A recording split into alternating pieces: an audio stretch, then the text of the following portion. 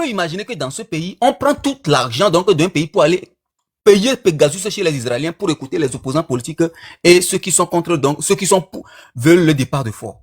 L'application Pegasus. Oui. De Togo à Pegasus, ça fait des années.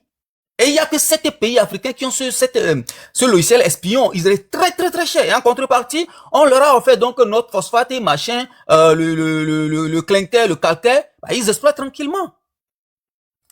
La question qu'on se pose, c'est de savoir si cette application-là contribue au bonheur du peuple togolais. Et moi, je suis désolé de le constater. Au moment des indépendances, quand les Eyadema sont revenus donc de la guerre donc d'Indochine, qu'est-ce qui s'est passé? Ils ont voulu intégrer l'armée togolaise. Sylvanus Olympio leur a dit, le Togo n'est pas en guerre. Le Togo n'a pas d'ennemis. On n'a pas besoin de beaucoup de militaires. Quand on devait assassiner Sylvanus Olympio, c'est que 2 soldats qui le gardaient. Parce que lui pense que les moyens du Togo doivent servir d'abord à développer le pays, plutôt qu'à investir donc dans les dépenses militaires. C'est une vision. Les gens peuvent ne pas être d'accord. Mais c'est un fait parce qu'il veut d'abord développer son pays. Et il a un programme spécifique pour ce pays. Et moi, je peux le dire aujourd'hui, je ne suis pas en train de pleurnicher, mais la France, la situation que les Togolais vivent actuellement, la France y est beaucoup. Parce que l'assassinat de Sylvanus Olympio, c'est ça qui nous a amené la succession du père au fils. Et on savait très bien les négociations qui sont passées entre Eyadema et Jacques Chirac concernant son fils. Parce que on savait que le premier fils de Gnassingbé Eyadema, c'est lui qui devait prendre le pouvoir, Ernest, sanguinaire. Mais Jacques Chirac lui a dit, écoute, c'est pas possible, personne ne va l'accepter à l'international. Faisons quelque chose. Et ils ont placé Faure. C'était une négociation. Quand il est décédé, Faure est venu en France ici pleurer. Et il disait que c'est son parrain. Et ça, c'est un fait. Mais c'est les dirigeants qui doivent penser en fait au développement, au bonheur de leur peuple. C'est la France. Mais comme je l'ai dit, la France peut t'imposer, mais tu peux quand même au même moment vouloir le bonheur de ton pays, à développer le pays. Parce que si Faure Gnassingbé veut développer le Togo, qui va le dire non, ne le fais pas? Donc la France peut te placer. Il a tous les moyens pour le faire. Il a tous les moyens. Un instant, monsieur. Un instant, je vais vous donner, attends, parce qu'il faut qu'on respecte les heures, sinon on va pas faire. Je vous donne 3 minutes. Maintenant, la question que je vous pose, concernant les 3 minutes, dis-moi par exemple, comment dirais-je, regardez, par exemple, ce que j'ai écrit ici. Alain Foucault, il dit, j'assume ma proximité avec le président Faure et la famille Gnassingbé. Dis-moi, est-ce que selon vous, alors que nous connaissons Alain Foucault en Afrique comme un panafricain juré, un panafricain, le vrai panafricain. Hein? Mais est-ce que le panafricaniste aujourd'hui, selon vous, n'est-il pas, par exemple, un moyen de rouler tout le monde et de gagner, et de va où il y a l'argent, même si c'est mauvais, on y va pour gagner de l'argent. Ouais. Vous savez, de la même façon que les gens, les pasteurs veulent utiliser Dieu pour se faire de l'argent, pour du business, c'est ce que Alain Foucault fait avec le panafricanisme. Il n'a jamais été un panafricain. Et il ne le sera jamais. En tout cas, ceux qui tombent dans son panneau, c'est eux ça. Mais moi, jamais. Je ne tomberai jamais dans ce panneau. Moi, c'est un journaliste que j'ai toujours adoré. À RFI. J'amenais ma radio quand j'étais au collège et au lycée l'après-midi parce qu'on ne devait pas revenir à la maison parce qu'il y a le coup du soir pour écouter Alain Foucault et ses émissions. Moi, je l'ai toujours soutenu. Même quand qu'il a connu sa petite crise à RFI quand il n'était pas encore parti après l'interview qu'il a fait avec le directeur donc de Trésor en RDC. Je l'ai toujours soutenu. Mais quelle a été ma surprise de voir Alain Foucault débarquer au Togo avec une villa, avec voiture, garde-corps conseiller, avec rang de ministre. Et il nous dit les panafricains. Ok, disons qu'il est panafricain. Est-ce qu'un panafricain peut se taire quand on tabasse, on jette les corps donc d'un peuple dans les lagunes au Togo? Est-ce que vous avez entendu Alain Foucault parler? Faire une petite déclaration pour condamner? Non, il est complice. Il est très complice. Et quand les Togolais ont sorti pour manifester, Alain Foucault et ses amis nous disent que c'est comme ça, il y a un lien entre les manifestations et les attaques qui ont eu lieu le 6 juin au nord. En gros, que c'est la France qui est derrière, nous qui disons, on en a assez. C'est la communication, et c'est cette communication qui est reprise aujourd'hui par certains pays de l'AES. En tout cas, certains donc de l'AES, pas tout le monde, parce que moi j'ai bien discuté avec certains qui n'étaient pas d'accord et qui disent que Alain Foucault n'a jamais été panafricain. Et qui eux le savent. Il est en train d'instrumentaliser le panafricanisme pour ses ambitions démesurées. C'est faire du business. Il fait du business. Alain Foka est devenu un businessman avec un concept qu'il a dénaturé. Quel est le degré de relation aujourd'hui qu'on peut mettre entre Alain Foka et les panafricanistes comme les Sylvanus Olympio, Thomas Sankara? Aucun. Un instant, ton heure a terminé, mais j'ai encore une question, comment dirais-je, pour toi, s'il te plaît, c'est un commentaire, j'aimerais avoir ton avis dessus, c'est un commentaire, je vais te lire ce commentaire. Il est de Bénin Dynamique. Il dit, le panafricanisme aujourd'hui, ce n'est pas le bien de l'Afrique, c'est devenu la haine de l'Occident. Qu'est-ce que toi tu as compris dedans? Mais attends, c'est normal parce que en fait ça fait des vues et ça fait de l'audience quand tu dis ça. Je ne dirais comme je l'ai déjà dit, j'ai déjà parlé donc de la responsabilité des Occidentaux dans ce qu'on vit, qui sont venus faire même des coups d'État en Afrique, qui sont venus tuer des dirigeants et aujourd'hui on voit là le cas de la Libye. Donc on ne peut jamais dire que les Occidentaux n'ont aucune responsabilité dans nos malheurs. Mais on ne va pas dire que de façon incessante que quand on est pauvre ou bien la situation dans laquelle c'est à cause simplement des Occidentaux. Je suis désolé. Il faut relativiser, oui, ils ont une responsabilité, mais pas à 100%. On en a aussi la nôtre.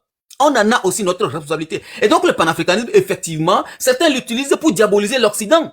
Parce que quand tu dis ça, bah tu as de l'audience, tu as des vues. Et c'est ce qu'Alain Foka fait. Lui qui, avant de quitter la France, a créé encore une société de conseil en France actuellement. Notre journaliste Ferdinand Ité l'avait révélé. Il a créé une société avant de partir et de venir s'installer au Togo, à l'Occident, pour conseiller les entreprises. Donc tout cela-là, ils sont en train de mentir aux gens. Je dis, moi je lui ai écrit un message donc d'une page. Allez voir, tout le monde est d'accord avec moi. Il joue avec les gens. Il joue avec une jeunesse africaine désabusée. Et il croit que les gens sont encore à l'époque de nos parents. Non, on lit. On a été à l'école. On voit, on constate le monde aujourd'hui avec les ressources est devenu un village planétaire. Quand Alain Foka cesse son instrumentalisation, que des jeunes Africains inconscients topent dans son panneau, ça fait leur affaire. Mais on doit attirer leur attention du danger que ça court parce que Alain Foka va tomber très bas. Très, très, très, très bas. Et donc, attention. C'est un businessman. Ce n'est pas un panafricaniste. Attention. Attention à la jeunesse africaine. Donc, pour dire que, effectivement, quand tu cries, tu prônes la haine de l'Occident aujourd'hui, il y a une certaine jeunesse africaine qui est content et qui va te suivre, qui va te supporter, qui te fera des vues. Merci, et tu te dis, c'est la meilleure vie. Merci beaucoup, mon frère. En tout cas, merci vraiment. Nous allons continuer parce qu'il faut rester. Je veux que tu restes. Nous allons. Oui, je vais rester. Les autres vont prendre la parole et après ça reviendra sur moi. Voilà, parce que plus aussi on écoute les autres, on a encore beaucoup. Ouais, le débat sera enrichissant. J'ai failli descendre M. Gattuso, hein. Alors qu'il a mieux exprimé les choses que moi. Je sais qu'on a pratiquement le même constat. Peut-être on ne tombera pas sur les mêmes conclusions, mais le constat, je crois que partagé par tout le monde. J'ai l'impression que ton discours est incompris, en fait, à mon avis. Oui, mais c'est pour ça que j'ai applaudi M.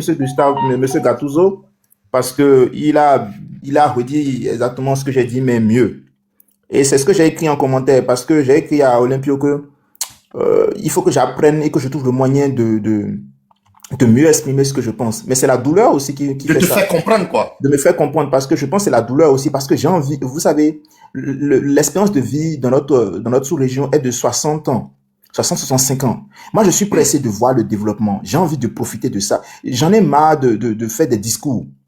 Pour moi, la dignité, ce n'est pas la vengeance contre quelqu'un. Je veux profiter. Je veux avoir de belles routes, de beaux hôpitaux. Je veux juste profiter et laisser la supranégritude. Moi, je ne suis pas dans ça.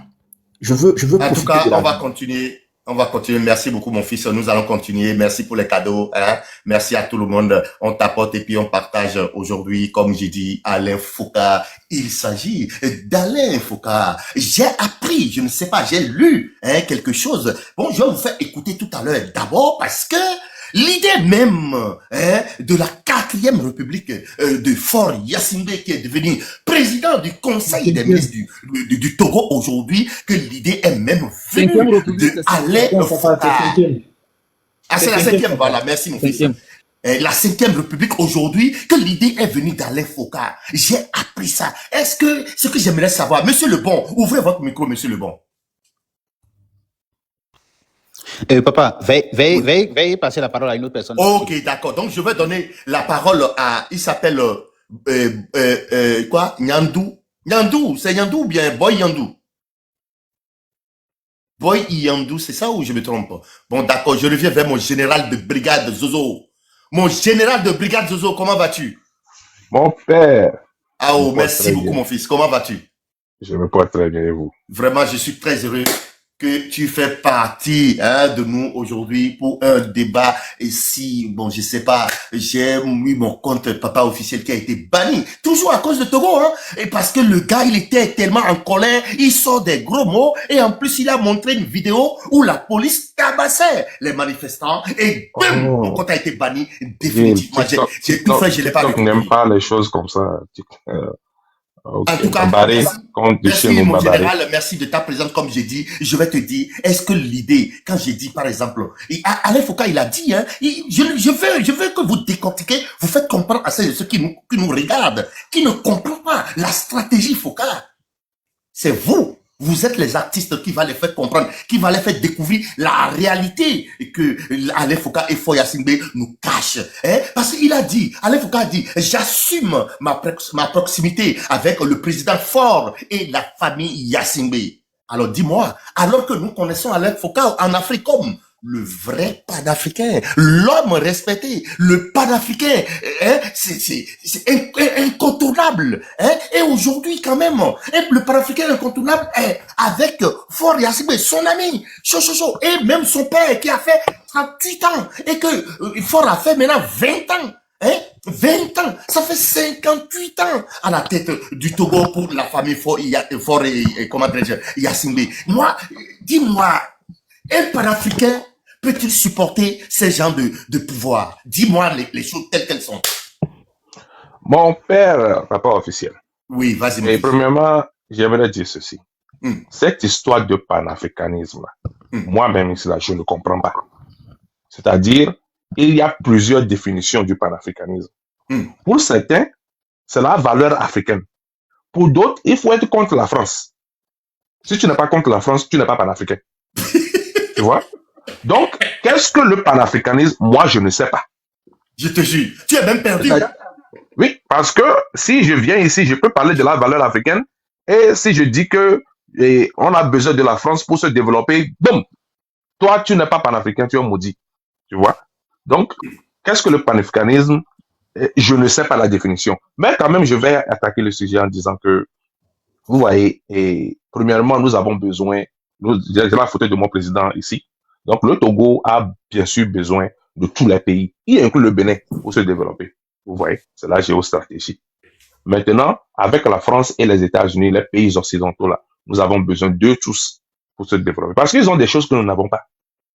Et nous pouvons apprendre chez eux. Vous voyez. Donc, dans ce cas-là, nous avons besoin d'eux. Si les panafricains vont m'insulter pour ça, allez-y, insultez-moi. Et je ne crois pas que le Togo aujourd'hui va se retirer de l'amitié avec la France ou les États-Unis seulement pour satisfaire des gens. Maintenant, à propos de M. Foucault. Bon. Et c'est un ami de la famille Yacingbe depuis longtemps, même quand il était en France. Il ne l'a jamais caché. Vous voyez? Ce n'est pas aujourd'hui qu'il va se retirer parce que il se dit panafricain, donc il ne va pas aimer la famille. Si je suis frère, le père officiel, si moi et vous, nous avons vécu dans la même maison, notre famille est alliée depuis longtemps. Et même si aujourd'hui, je vois que tu pratiques quelque chose que je n'accepte pas, mais tu seras toujours mon ami. On a seulement des idées différentes, c'est tout. Vous voyez? Donc, ça, c'est pas faux. C'est pas faux, ouais. Oui. Je peux toujours te dire, oh, mon frère, ce que tu dis là, ce n'est pas bon. Mais on va manger dans la même assiette.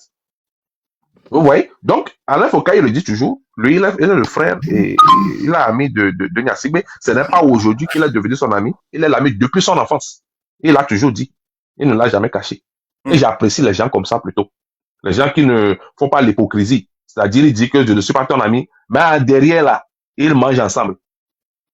Mais le problème, il y a quand même une nuance. Il y a une nuance, champion. Regardez par exemple, lui-même, c'est-à-dire que il est contre les dictateurs, mais c'est lui qui supporte le dictateur fort. Comment tu comprends ça? Est-ce que c'est pas ambigu? Oui, c'est pourquoi j'ai bien dit ici que il a dit qu'ils sont des amis d'enfance. Vous voyez? Même s'il dit qu'il est contre les dictateurs, s'il dit qu'il est contre les présidents qui ont fait plus de 2 mandats, le président Faure est toujours son ami. Est-ce que vous comprenez ce que je suis en train de dire? Il reste toujours son ami parce qu'ils se sont connus depuis longtemps. C'est son ami. Mais est-ce que c'est son ami? Est-ce que c'est parce que c'est parce que l'argent, il est bourré d'argent. Il faut lui donner beaucoup d'argent. C'est un grand journaliste quand même. Oui, voici le problème avec notre politique togolaise. C'est que quand tu es proche du président, c'est qu'on te donne de l'argent. Tu vois? C'est toujours comme ça. C'est-à-dire, quand tu parles bien, tu vas voir dans les commentaires, on va dire qu'on me donne de l'argent parce que je dis ce que je suis en train de dire. Mais est-ce que nous sommes là-bas? Le gars a toujours dit qu'il est ami avec le président. Monsieur, le père officiel, ce n'est pas aujourd'hui qu'il dit ça. Il dit ça depuis. Depuis le temps du papa même. Il disait ça. Vous voyez? Donc, si nous utilisons ça, et aujourd'hui, si Alain Foka, que nous connaissons tous, quand il parle, il dénonce les dictateurs, mais s'il est au Togo et vit au Togo aujourd'hui, et peut-être les gens vont dire que c'est un hypocrite, mais en réalité, il a toujours dit en même temps que c'est son ami. Vous voyez? Donc, et oui, bon, j'aimerais dire ceci à propos du sujet aussi. Vous savez, et je suis d'accord avec mes 2 frères ici, en partie plutôt. Alors, tu as 3 minutes pour conclure. Merci. Je suis d'accord avec mes 2 frères ici, en partie. Et vous savez, quand on parle de panafricanisme, ok, ça ne veut pas dire que nous allons négliger les pays occidentaux. Comme certains vient de le dire, nous avons besoin d'eux pour se développer. Et si on ne se développe pas, ce n'est pas de leur faute. Parce que si nous avons besoin de faire un prêt, et nous n'avons pas de pays africains pour nous prêter l'argent pour amener de l'électricité dans un village, ce sont les pays occidentaux qui nous le prêtent. C'est une bonne chose, pas officielle. Maintenant, si on fait le prêt, on bouffe l'argent, on ne fait pas le boulot. C'est la faute de qui? Ce n'est pas la faute de pays occidentaux. C'est notre faute à nous-mêmes. Vous voyez? Donc, on a besoin d'eux. Et on ne va pas, à cause de ce mot de panafricanisme, arrêter de coopérer avec la peau blanche. Moi, je vis dans un pays blanc et je vais dire que je suis panafricain. Qu'est-ce que je fais là-bas? S'il y a besoin d'eux individuellement, le pays a besoin besoin des pays occidentaux en général. Et c'est normal. Maintenant, c'est notre comportement nous-mêmes là qui va nous faire développer. Si on prête l'argent, il faut qu'on utilise l'argent pour ce que nous voulons faire. Si on amène les investisseurs dans notre pays là, il faut qu'on ait une règle avec les investisseurs pour qu'ils investissent vraiment dans le pays. Mais pour améliorer la vie. Dis-moi, pour 1 minute pour conclure, dis-moi par exemple, un panafricaniste comme Alain Foka, il y a eu une manifestation au Togo, il y a 7 morts. Mais pourtant, de briser la vie de certains Togolais. Et pourtant, un panafricain doit-il accepter ça? Allez, conclure 1 minute. Je conclue. Mon cher frère, vous voyez, la manifestation qui s'est passée là, moi j'ai un avis différent. Ce n'est pas une manifestation, c'est du désordre.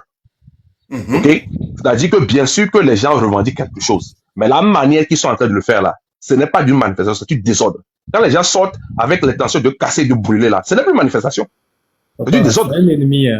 Vous voyez? Non, ne m'appelez pas un ennemi. Pardon, tu auras la parole tout à l'heure pour lui répondre. Vous voyez? Il y a quelque chose qu'on appelle manifestation et il y a du désordre. Donc, M. Alain Foka et tous les journalistes, bien sûr qu'on a fait, ils ont eu des débats à part Alain Foka, mais les autres. Mais pour intervenir dans certains cas, il faut savoir ce que dans le cas que tu vas intervenir. Vous voyez, ces manifestations-là, et puis les morts là, mais ça a dénoncé, bien sûr. Mais la chose qui s'est passée, est-ce que M. Alain Foka avait son statut? Il va s'asseoir et maintenant accuser qui?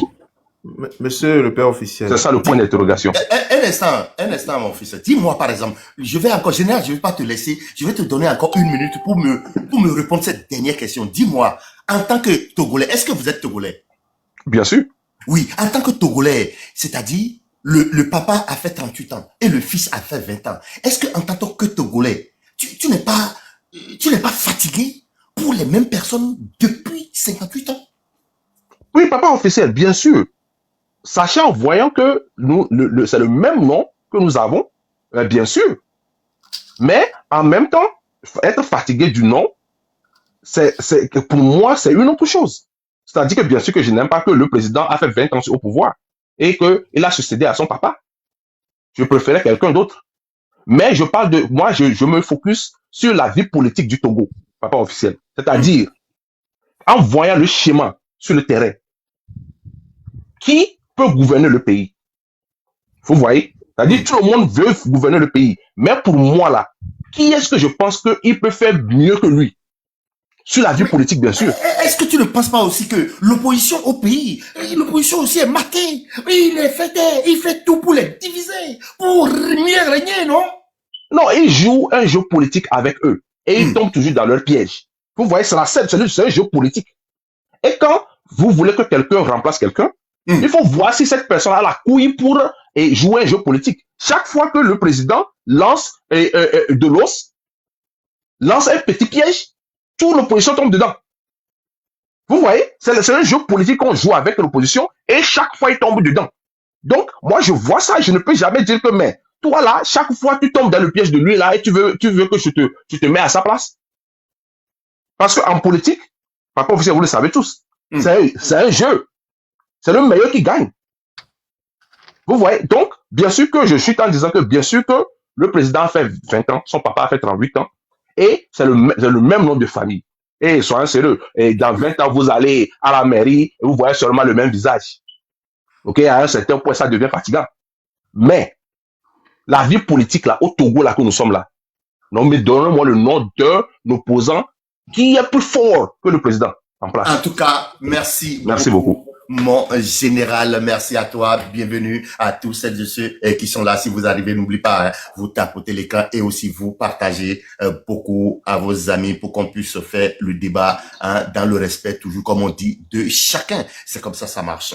Je vais donner la parole maintenant à Lan. Et Lan, comment vas-tu, Lan? Pardon, papa, motion. Motion, papa. Attends, on va donner la parole à Lan d'abord. Comme Lan, il est là depuis, il n'a pas... On va donner la parole à Lan et après je reviens vers toi, Olympio, s'il te plaît. D'accord? Allez, Lan, comment allez-vous? Est-ce que Lan m'écoute? Bon, Lan n'est pas là. Maintenant, je vais donner ta motion. Vas-y pour ta motion, Olympio. Oui, d'abord, il faut savoir que le général Zozo, là, ce sont des gens qui travaillent pour le régime. C'est un ennemi. Non, monsieur, arrête ça, s'il te plaît. Papa, arrête ça, je donne mon avis, arrête ça. Olympio, tu peux donner ton avis par rapport à ce qu'il a dit, pas forcément. S'il vous plaît, il ne rentre pas dans les choses là, s'il vous plaît. Vas-y, Olympio. Oui, sur les réseaux, il y a, en fait, c'est de bonnes guerres ou de mauvaises guerres en leur cas. Il y a toujours des gens bons, des gens mauvais partout. Et sur les réseaux aussi. Tous ceux que vous allez voir qui sont dans leur nom, il y a des zozos. Ou soit ils défendent les gens du régime, ou soit ils critiquent les gens de M6 ou bien tous ceux qui sont contre le régime. Lui, dans son cas, par exemple, il vient de critiquer tous ceux qui s'opposent au régime. Il a même critiqué ceux qui ont fait les manifestations. Quand on a parlé de Togolais, 7 compatriotes ont laissé leur vie, il parle que oui, il y a des exagérations, il y a des erreurs. C'est déjà à partir du moment où quelqu'un va minimiser la vie d'un patriote togolais, va comparer la vie d'un patriote togolais à une erreur, il faut savoir que c'est un ennemi du Togo. Il a souligné clairement, quand il a parlé de Alain Foka aussi, il nous dit que oui, Alain Foka est un ami de fort, que lui, il respecte les gens comme Alain Foka. En quoi Alain Foka est respectueux, doit être respecté, est un homme respectable? Alain Foka n'a rien d'un homme respectable. Un homme respectable, c'est un homme qui a de la dignité. C'est un homme qui a de l'honneur.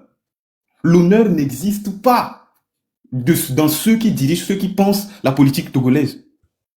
Et il le sait très bien, mais il les respecte quand même parce que lui-même, c'est quelqu'un de non respectable. Vous voyez, donc déjà, sachez que c'est un ennemi du Togo. Oui, mon fils. C'est mon deuxième compte, papa officiel que j'ai créé. Donc, j'appelle à tout le monde qui sont là. Vous voyez, compte que j'ai mis en grand, c'est pas, comme ils ont banni l'autre papa officiel, c'est celle-là que j'ai créée. Je rappelle tout le monde de vous abonner à ce compte, s'il vous plaît. Vas-y.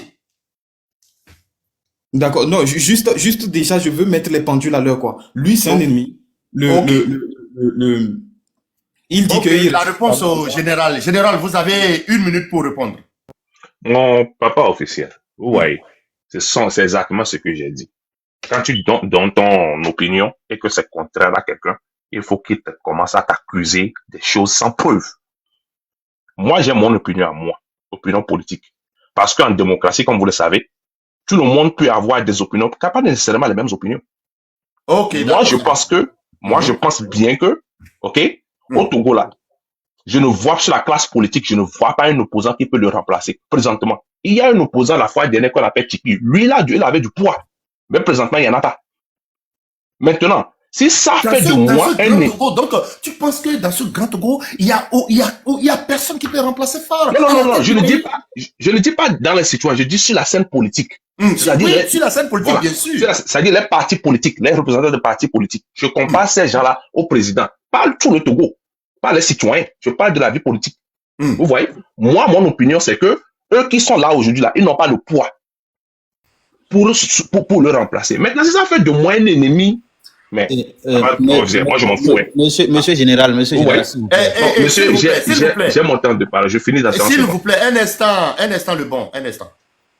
Vous savez, je n'aime pas, quand je donne la parole à quelqu'un, vous le laissez terminer, et puis je reviens pour chacun. Parce que après ça, il y a Bénin Dynamique qui a une motion. Après motion de Bénin Dynamique, on va donner la parole au monsieur Lebon. Donc c'est comme ça va fonctionner, ça va marcher.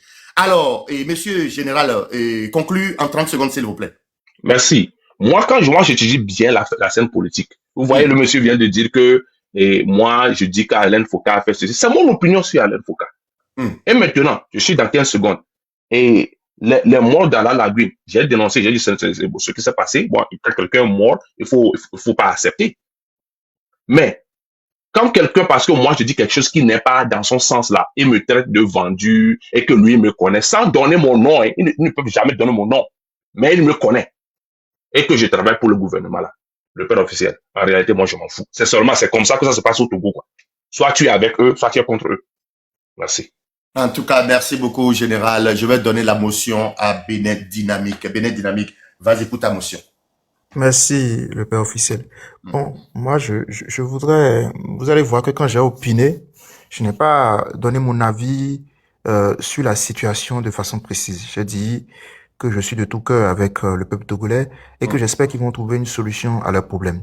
Et c'est sur cette voie-là que je vais faire ma motion générale. Moi, je voudrais savoir si la situation socio-économique du Togo actuellement lui convient. Et si ça ne lui convient pas, quelle est la solution pour lui? Puisqu'il a critiqué l'opposition, il a dit que les gens ne manifestaient pas correctement, qu'il y avait pas, il ne voyait pas au Togo qui pouvait prendre la relève. Du coup, pour lui, quelle est la solution? S'il considère que la situation socio-économique et politique n'est pas bonne, hein. Mais après, s'il considère qu'elle est bonne, bon, j'imagine qu'il n'a pas besoin de répondre à ma deuxième question. Merci. Oui, papa officiel, Oui, merci. voilà. Est-ce que je peux? Ouais, vas-y. Oui, mon frère. Et la situation socio-économique au Togo ne me plaît pas. OK? Il y a beaucoup de choses qui doivent être refaites, des choses qui doivent être construites. Vous voyez?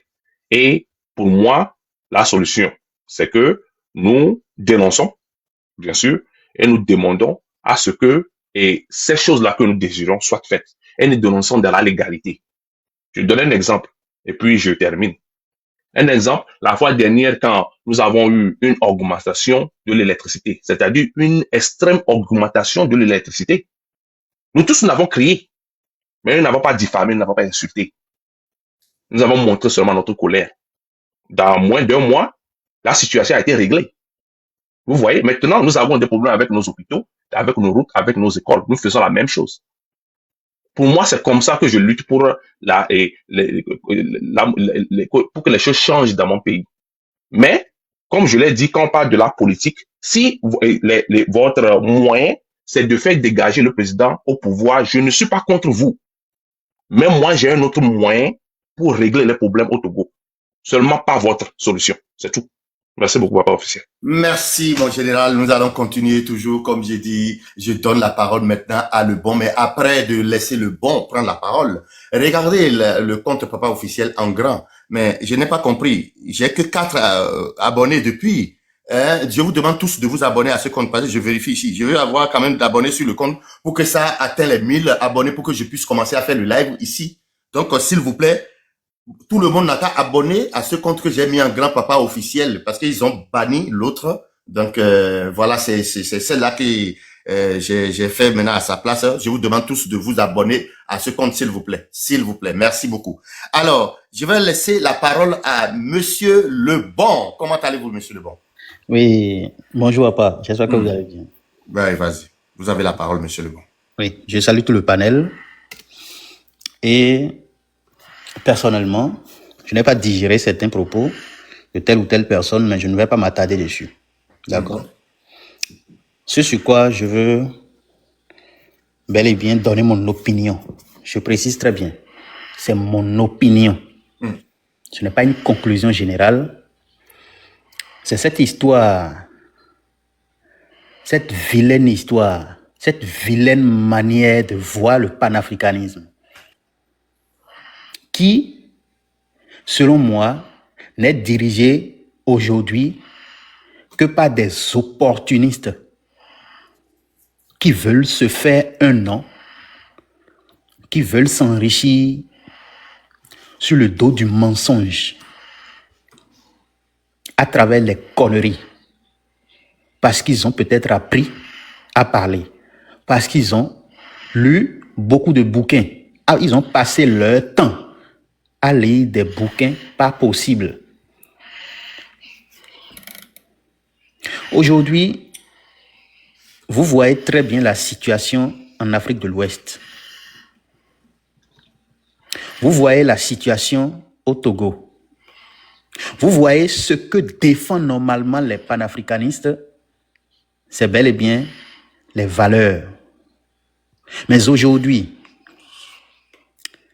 parmi eux, qui sont ces panafricanistes-là, ces leaders panafricanistes, je dirais,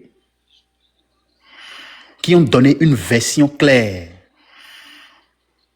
de soutien ou d'approbation au régime royal, je dirais, qui émiette les Togolais aujourd'hui. Au contraire, fort en voulant dribbler les sanctions de la CEDEAO, de l'Union africaine, s'est fait un nom de partenaire stratégique pour ces pays où la rébellion a pris le dessus sur les valeurs de la République.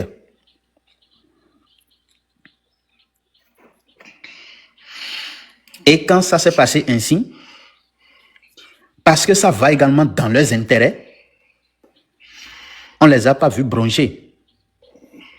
Nous n'allons pas seulement parler de Alain Foucault. Il y en a plein d'autres qui sont très vigoureux, qui sont très éduqués, qui ont beaucoup de mots, mais qui aujourd'hui ne peuvent pas parler. Je veux dire à Dynamique que chaque État, certes, devra être soutenu, mais chaque État doit avoir cette possibilité-là de choisir ses partenaires.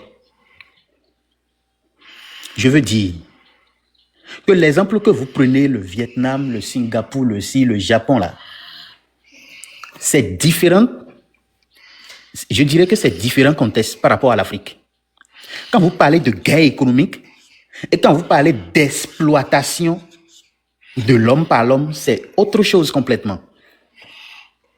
C'est tout comme si nous sommes tous au marché. J'essaie de mettre une politique pour pouvoir gagner plus que vous, pour pouvoir vous contrer sur le marché. Ça, ce sont les guerres économiques. Cela n'a rien à voir avec les réalités que les pays de l'Afrique francophone ont vécues. On appelle ça de l'exploitation. Et à ceux qui également se confient toujours à ça, se victimisent par rapport à ça, là, cessez de le faire. Parce qu'il est temps que vous-même, là, vous construisez votre pays. Vous construisez la nation à laquelle vous appartenez.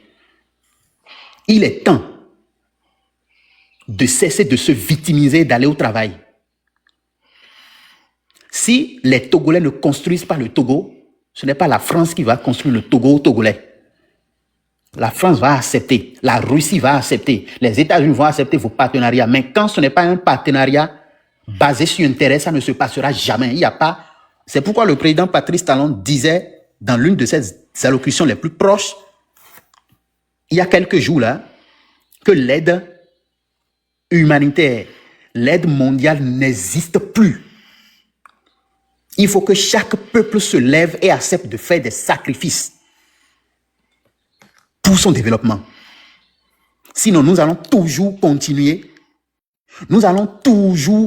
à nous victimiser.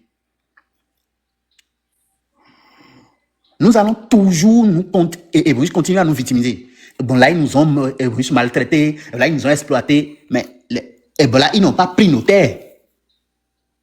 Certes, il y a des accords coloniaux qui existent encore. C'est pourquoi je dis, Dynamique, il faut que chaque pays soit libre de choisir ses partenaires. Sinon, ça également, c'est une autre forme d'esclavage.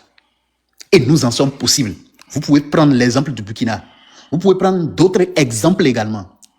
Il y a peut-être un côté mauvais, mais tout n'est pas mauvais. Il nous faut de ces dirigeants courageux. Contrairement à ces dirigeants qui pillent, qui d'abord s'associent à des pilleurs pour piller aussi.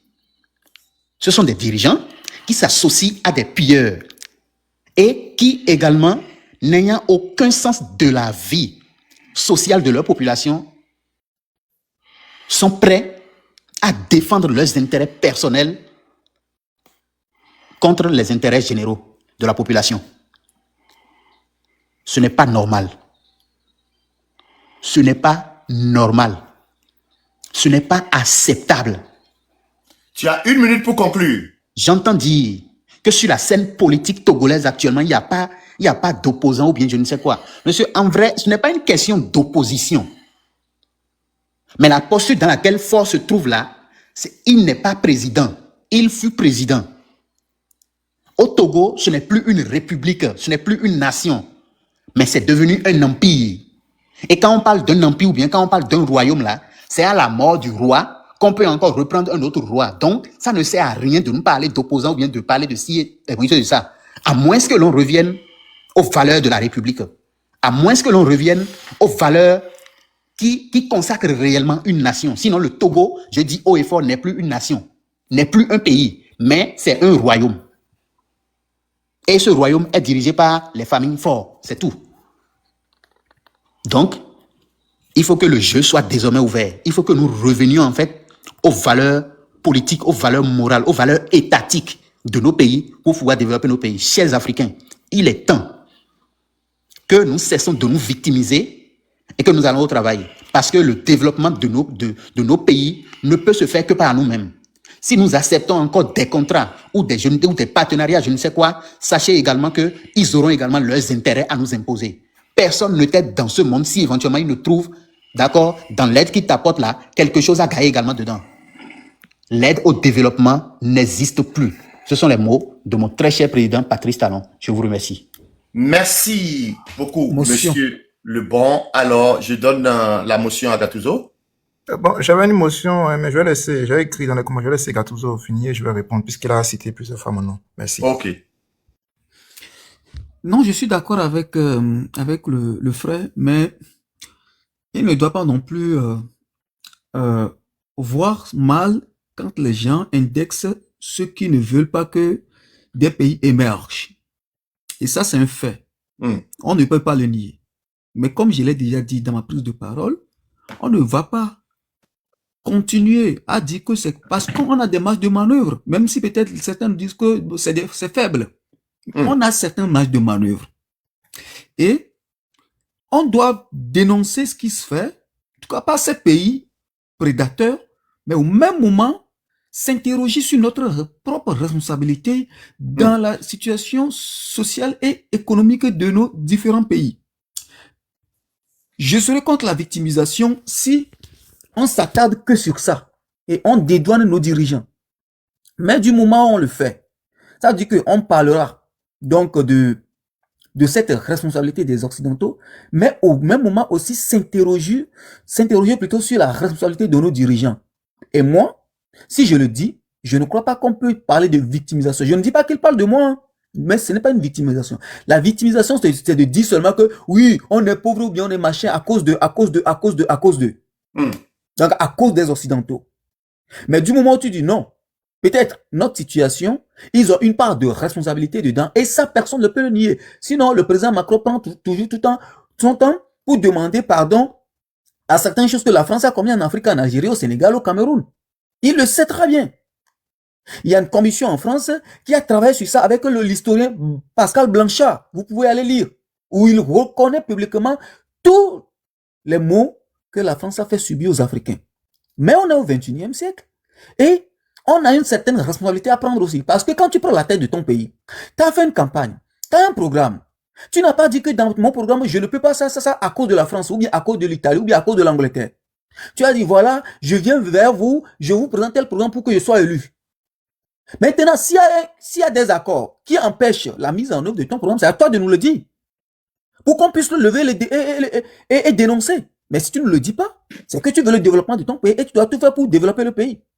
Et non, après 20 ans, dire que c'est parce que oui, comme notre ministre des Affaires étrangères va aller à l'ONU crier, on en a assez, sans dire on en a assez de leur politique aussi intérieure.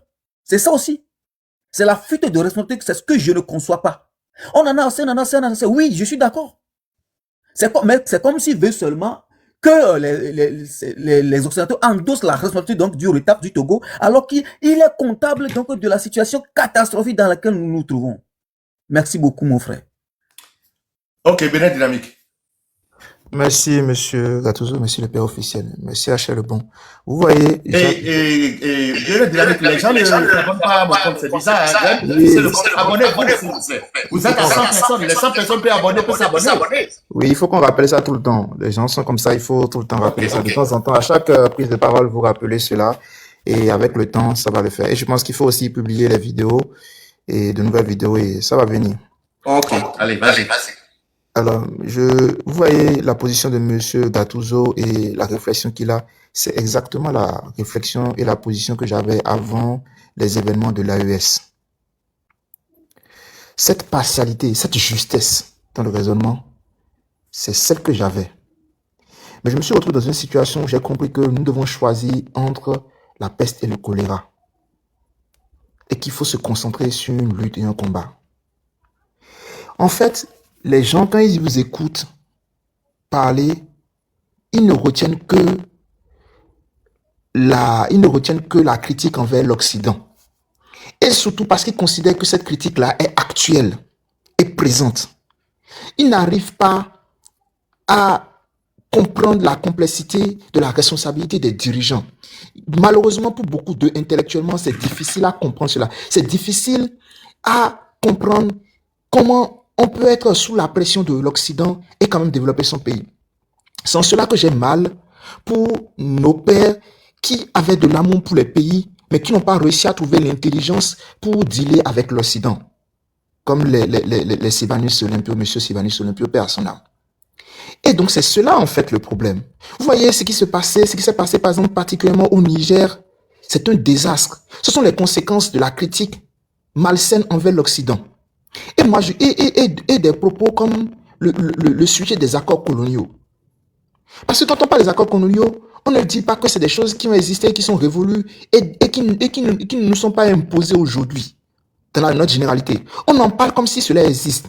Et moi, je demande toujours, et c'est ça le problème, et si vous continuez de tenir de tels propos, et vous n'êtes pas clair, vous allez mettre des pays africains en danger, vous allez mettre des pays comme le Niger en danger. Moi, je demande toujours aux gens qui écrivent, qui parlent des accords coloniaux, quel accord colonial a permis à la Chine de venir s'installer au Niger pour construire des raffineries, pour mettre en place un pipeline? Quel accord colonial? Ça veut dire que la Chine faisait partie des accords coloniaux. Quel accord colonial fait que beaucoup d'entreprises indiennes sont installées et font du trafic d'or illégalement au Ghana? Quel accord colonial? Quel accord colonial permet aux pays africains d'acheter quasiment que des armes russes? Quel accord colonial? Il faut savoir que c'est malheureux, il y a des choses qu'on ne veut pas entendre. Mais ce sont c'est la France qui a construit nos pays. Ce sont la France qui a construit nos pays. Et au moment où ils ont dit, enfin, on a dit qu'on a arraché l'indépendance, on a eu les accords d'indépendance. Ils considèrent que c'est leur propriété. Ils nous ont imposé des choses. Mais avec le temps, nous nous sommes détachés de ces choses-là parce que les autres puissances économiques ou militaires qui font partie du Conseil de sécurité, eux aussi veulent leur part du gâteau. Le monde a changé. Aujourd'hui, nous sommes déjà diversifiés. Nous avons déjà une multipolarité. Et nous faisons affaire avec qui nous voulons. Il faut dire ça aux gens. Quand les gens disent il faut que nous ayons la multiplicité des partenaires, il faut que nous choisissions nos partenaires, c'est comme si ce n'était pas le cas. Mais c'est faux. Nous choisissons déjà nos partenaires. Nous choisissons déjà nos partenaires. Donc, faites attention à ce que vous dites. Même si vous pensez que vous voulez tenir des propos intelligents, vous êtes en train de faire du mal aux pays africains. Parce que vous simplifiez les situations. Vous rendez simplés les gens. Vous rendez totaux les gens qui nous écoutent. Parce que eux, ils n'ont pas, quand vous avez ils n'ont pas la capacité intellectuelle de comprendre ce que vous dites. Eux, ils résument, c'est la France qui nous empêche de nous développer. Et c'est ça qui conduit à la situation du Niger où aujourd'hui, ils ne sont pas capables de payer les salaires. C'est ça qui conduit à la situation du Niger où la main qui leur a été tendue, celui qui les a nourris, les a aidés à résister à ce qu'ils appellent l'impérialisme. Aujourd'hui, ils disent que je parle de la Chine, que c'est ce pays-là qui finance ces terreaux.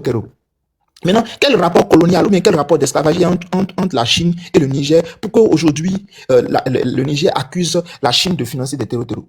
Vous comprenez là que ce sont juste des intérêts économiques et que ce que les gens ou les panafricains de ce pays-là ont dit, ils ont menti. Ils voulaient juste le pouvoir. Et que ce n'est pas une question de racial ou une question de néocolonialisme qui fait que on a ces rapports avec la France. C'est juste notre manque d'intelligence et notre manque de travail sur le fond. Si nous sommes faibles, les autres ne vont pas s'affaiblir pour se mettre au même niveau que nous. Ils vont nous exploiter. Ils vont nous exploiter. Et c'est en cela que je suis complètement d'accord avec Gattuso. Mais il faut comprendre qu'il n'y a plus d'accord colonial. Il n'y a que des rapports d'influence. Il n'y a que de l'impérialisme. L'impérialisme, oui, ça existe. Et ce n'est pas quelque chose qu'on peut changer. Celui qui est plus fort veut imposer sa loi et sa dictature à celui qui est faible. Celui qui est faible doit travailler pour se renforcer. Et ça ne se fait pas dans l'instabilité. Ça ne se fait pas dans l'instabilité. Et nous avons déjà plusieurs partenaires. Donc, cessez de parler d'accords coloniaux parce qu'aujourd'hui, nous avons TikTok et fait penser que ce sont des choses qui existent aujourd'hui. Non. La France n'a aucun contrôle total sur nos pays. C'est faux. Le Togo travaille avec Israël. Le Togo avec la Russie, avec la Chine, avec la Corée du Sud. Même parfois, même avec la Corée du Nord. Notre petit pays, le Bénin, là, nous avons eu des bons rapports avec la Corée du Nord. Nous avons des bons partenaires avec la Corée du Nord. Donc, s'il vous plaît, les amis, si vous ne comprenez pas cela, vous allez prendre des mauvaises décisions. Et vous allez rendre vos pays instables. Là, je ne parle pas que du Togo, je donne l'exemple du Niger. Chaque pays a ses spécificités. Et nous sommes libres. Nous sommes libres, mais nous manquons juste d'organisation et d'intelligence. Et c'est avec le temps, et petit à petit que nous allons le faire. La Chine ne s'est pas développée du jour au lendemain. Et ce n'est pas l'Europe qui les a aidés. L'Europe les a imposés. L'Occident a eu leurs intérêts. Ils ont fait des Chinois de leurs petites mains pour travailler. Ils se sont sacrifiés, les Chinois, mais ils savaient où est-ce qu'ils allaient. Quand ils vont venir nous exploiter chez nous sur le plan de l'agriculture, nous savons quels sont nos intérêts, nous savons où nous allons. Nous devons profiter de chaque chose, de chaque petite place et intérêt que nous avons. Donc, réfléchissez. Ne choisissez pas vos dirigeants en fonction de celui qui crie sa haine la plus contre l'Occident. Parce que vous n'allez pas vous en sortir. Il n'y a pas plusieurs partenaires. Chaque partenaire joue un rôle. La Russie joue un rôle. L'Occident joue un rôle. L'argent vient de l'Occident. Donc, si vous mettez à dos l'Occident, vous n'allez nulle part. Regardez, ils sont déjà retournés maintenant. La queue entre les gens vont demander de l'argent à l'Occident. Parce que la Russie ne va pas vous le donner. Et la Chine ne va pas vous le donner. Et si vous avez des problèmes avec ces pays-là, vous n'avez aucun effet de levier pour pouvoir les faire changer. Vous ne pouvez pas aller manifester en Chine ni en Russie. Vous ne pouvez pas aller voir des journalistes russes ni des journalistes chinois. Jamais. Mais en Occident, vous pouvez le faire. Et ça, ce sont des éléments que vous devez considérer. Donc, c'est ma réponse à Achille Lebon. Il faut comprendre quelle est notre situation et ne pas utiliser des expressions qui ne sont pas compréhensibles par des gens qui peuvent mettre leur faute dans le lune et bloquer des ronds-points. Merci. Oui, merci. Donc, on va donner la parole à Monsieur Damien. Monsieur Damien, est-ce qu'il est là? Alors, Monsieur Damien, est-ce que vous êtes là? Alors, Monsieur Damien n'est pas là. Ok, merci. On va revenir vers Monsieur Lyon. Avant de laisser la parole à Lyon, je demande à tout le monde, s'il vous plaît, de vous abonner à compte Papa Officiel qui est en bas. Il y a un compte qui est en bas. J'ai porté chapeau jaune. C'est moi-même ça. Hein? J'ai porté chapeau jaune avec chemise pagne. Abonnez-vous à ce compte parce que c'est avec ce compte que je vais commencer à faire le live sur le Togo désormais. Parce qu'ils ont banni mon compte Papa Officiel. Donc, j'ai créé une autre. Et je ne vais pas lâcher fort. Hein. Je vais faire le live jusqu'à il va tomber.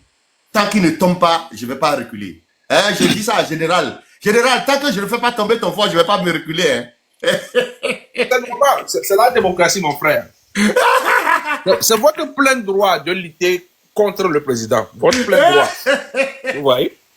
Et j'aime les choses comme ça. Ah, mon général. Oui. Merci beaucoup, mon général. Merci beaucoup. On doit toujours avoir deux partis. Un parti contre, un parti pour. Effectivement, sinon il n'y a plus de débat. Hein. Sinon, il n'y a pas de débat. En tout cas, tu m'étonnes. Alors, on donne la parole à Léon. Dis-moi, par exemple, quand j'ai dit, c'est Alain Foucault qui a dit, hein, il dit, j'assume ma proximité avec le président Faure et la famille Yadema. La question que je me pose, est-ce que le panafricaniste est devenu moyen quand même pour s'enrichir? D'abord, père officiel, merci pour tout ce que vous êtes en train de faire Merci, champion. Pour aider le Togo actuellement dans un trou abyssal avec cette dictature qui est en train d'emmerder le monde entier. Bon, si nous le faisons très bien, je pense bien que ça ira très bien. D'abord, je comprends les gens qui parlent de l'opinion, qui est un avis bien sûr subjectif, une croyance ou un jugement non fondé sur des preuves solides ou une connaissance véritable. Et quand on veut venir sur les panels pour faire émerger son opinion, il va falloir les placer dans un contexte bien précis qui fait l'accompagner avec des humeurs et avec des rumeurs. C'est pas ça que nous avons besoin aujourd'hui. On a besoin des connaissances. On a besoin de faire répandre des connaissances un peu partout afin de mettre fin à certains types de dictatures qui sont en train d'engouffrer l'Afrique. Nous parlons de l'Afrique. Ceux qui parlent de l'Occident, l'Occident a déjà réussi. Nous parlons de l'Afrique. Qu'est-ce qu'il faut faire aujourd'hui pour que l'Afrique puisse aller dans le bon sens? Et c'est là où nous allons tomber tout à l'heure sur votre question, mais permettez-moi quand même de corriger cette feuille malsaine que j'ai pu détecter ici en voulant mon temps. Vous savez, tous les Togolais debout contre la dictature féroce et sauvage au Togo aujourd'hui, on me dit qu'il n'y a personne qui peut diriger le Togo de 56 600 km² et une population aujourd'hui de moins de 9 millions d'habitants, qu'une seule famille est en train de diriger depuis 1963 jusqu'à aujourd'hui. C'est insulter sa propre mère qui produit encore des enfants. C'est insulter son propre père qui a encore l'énergie pour pouvoir donner des enfants qui peuvent naître. C'est encore insulter tous les Togolais intelligents qui sont un peu partout dans le monde et sur le territoire togolais qui ont plus des connaissances et des diplômes que le petit MBA que Faure Gnassingbé a et ce que les gens ont comme des diplômes secondaires pour diriger un pays. Je suis très navré quand j'écoute des gens parler ainsi. C'est de se rabaisser d'abord en tant que Togolais qui n'a aucune connaissance dans la tête et de renforcer l'opinion de Faure Gnassingbé, sa rumeur et son humeur. Ce n'est pas ça le débat. Le débat n'est pas là-bas parce qu'il n'y a pas ce qu'on appelle l'élément intelligible là-bas. C'est de parler pour ne rien dire. Ça rentre dans l'opinion et ça rentre dans la rumeur. Donc cette feuille-là, nous devons corriger cette feuille avant de parler. Des gens intelligents qu'on appelle Garvey, qu'on appelle Kwame Nkrumah, qui ont pensé très tôt que l'Afrique doit retrouver une place dans le concert des grands afin de prendre des décisions importantes pour le développement de l'Afrique. C'est là le panafricanisme. Maintenant, quand les gens veulent prendre le panafricanisme pour pouvoir chercher des gains faciles un peu partout, ce n'est pas ça dont nous parlons aujourd'hui.